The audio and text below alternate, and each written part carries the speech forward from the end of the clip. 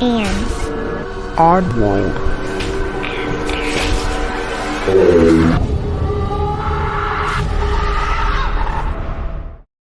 Hey oddballs, I'm your host Jensen, and welcome to episode 78.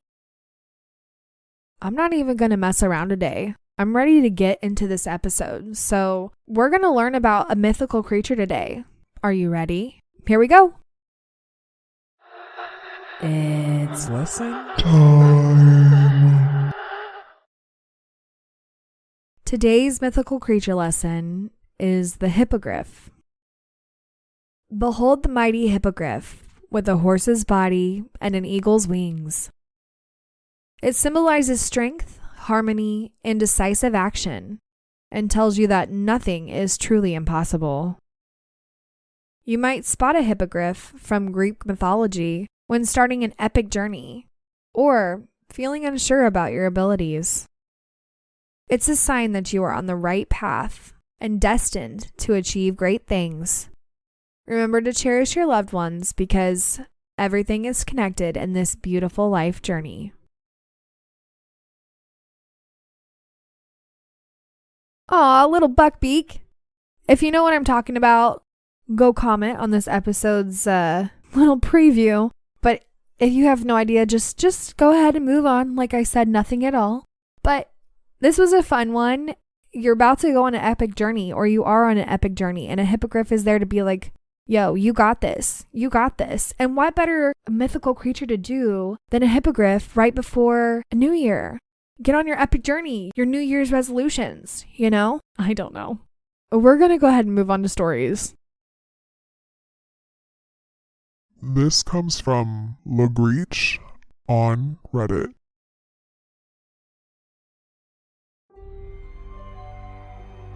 I have many experiences I consider paranormal in the house where I lived when I was a kid and teenager. Before I was born, my mom had a bunch of weird experiences, especially in her room.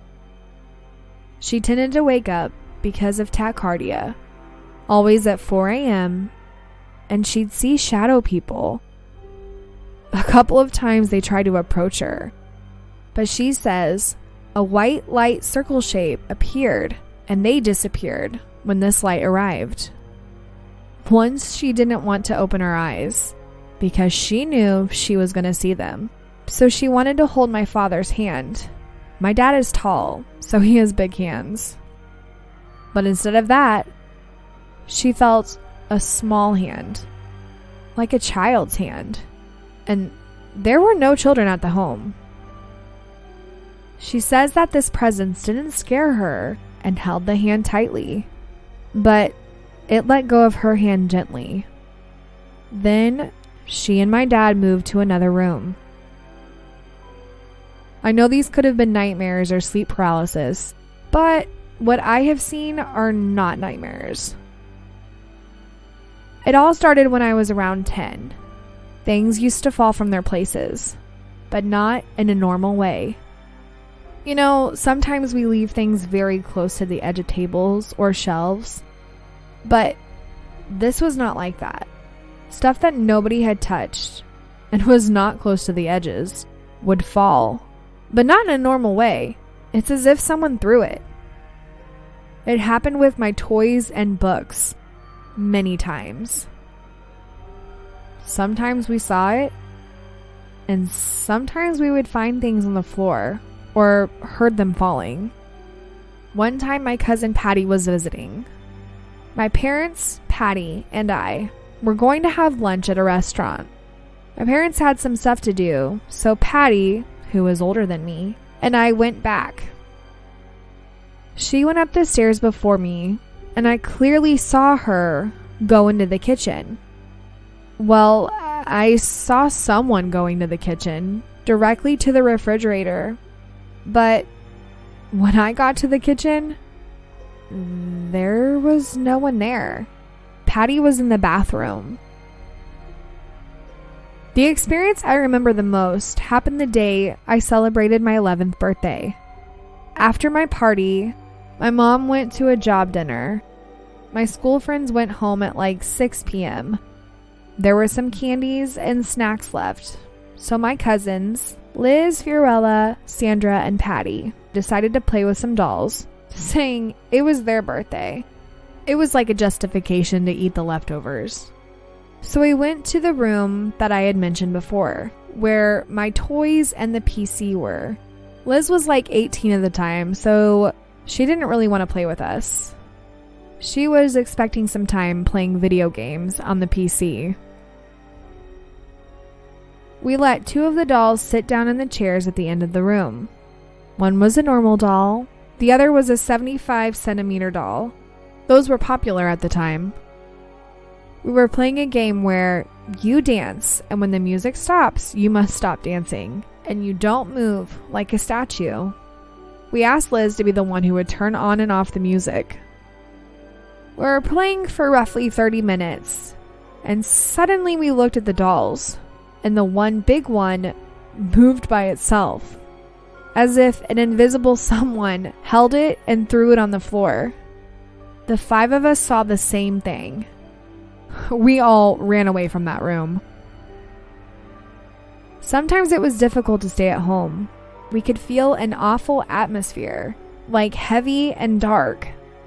My family is Catholic, so they called a priest to bless the house and paid for a mass for the souls of purgatory. The same day of the mass, I was playing the PlayStation with my cousin Liz, and we saw the video game instruction book move with nobody touching it on the table.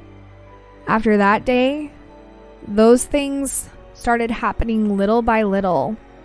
I am not into any religion, but I believe in the good and evil.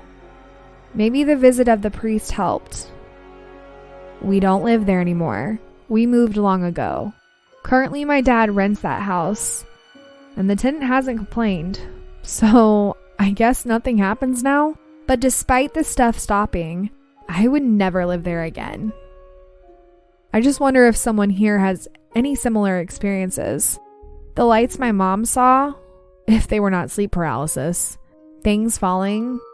This is the first time after more than 20 years I wrote about this on the internet.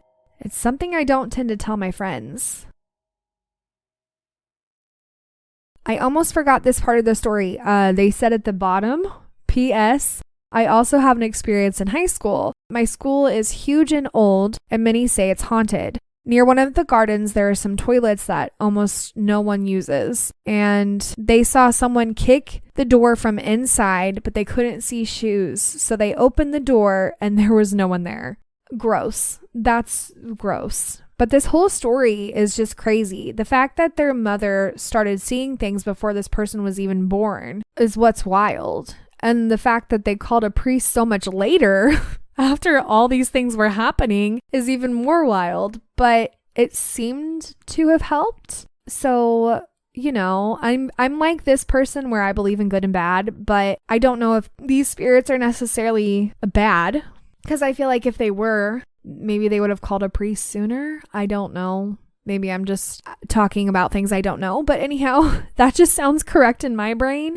It just kind of sounds like these spirits were stuck and being people on the other side. I don't know. It's crazy though when multiple people have the same experience, because you can't really just write it off and be like, oh, well, that could have just been my eyes playing tricks on me. Because when multiple people see something happen, it's more justification to be like, oh yeah, that totally happened. At least in my mind. I don't know what you guys think, but that's how I think. So anyhow, if you have any ideas or any stories that are similar like this, which honestly, I have quite a few stories about ghosts picking things up, being poltergeist, I guess, more or less. There are tons of them throughout this whole podcast, all the episodes. There are a lot of episodes. I couldn't just go pick one specifically and be like, here you go. But there are quite a few that have very similar experiences with people moving things. A couple come to mind where I actually had two similar stories that I can remember, where there were grandparents on the other side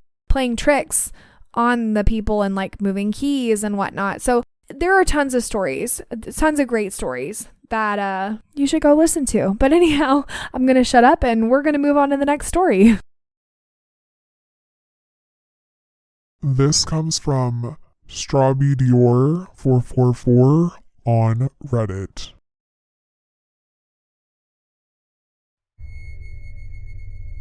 When I was a little girl, I used to live in this house for a short period of time.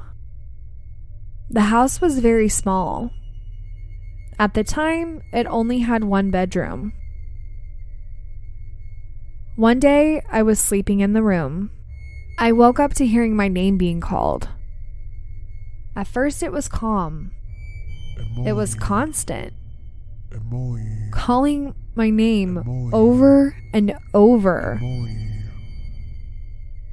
I was freaked out, and I was at least 9 or 10 years old. I walked out of that room scared.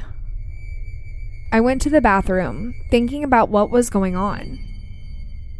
I went back to the room, and I still heard my name constantly being called. I left the room to sleep in the living room. My mom and dad were sleeping on the couch. I decided to stay there, freaking out about the name calling. My mom woke up and saw me, and she told me to go back to the room. I tried telling her something was in there, but she wouldn't believe me. I went back to the room scared. I sat on the bed crying, still hearing my name continuously being called. Emily, Emily, Emily, Emily.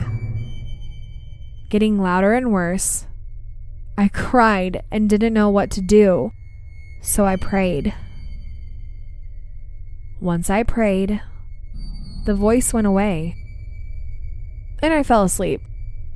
After that happened, weeks later, I overheard my mom talking to my aunt. They were talking about the house and how someone had died in the house.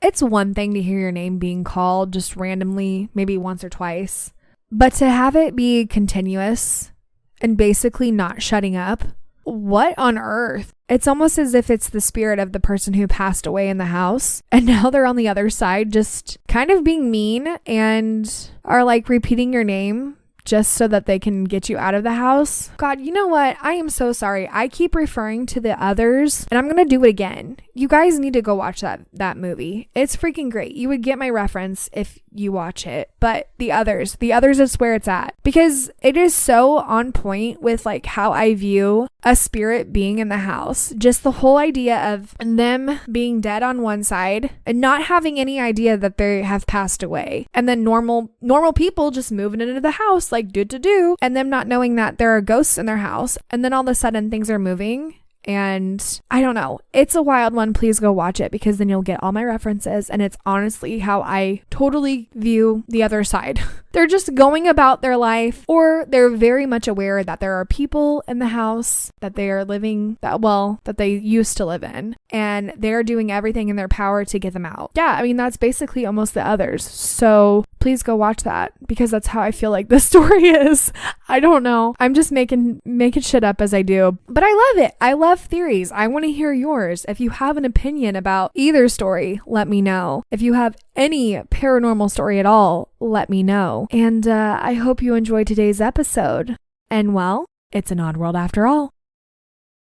Oddballs, go follow us on It's an Odd World After All podcast on Instagram and Facebook. Also, give us a 5-star review on Apple Podcasts. If you have a story you would like to share, email us at it'sanoddworldafterall@gmail.com or message us on one of our social platforms. Don't forget to share us with your family and friends. And check out our website, it'sanoddworldafterall.com.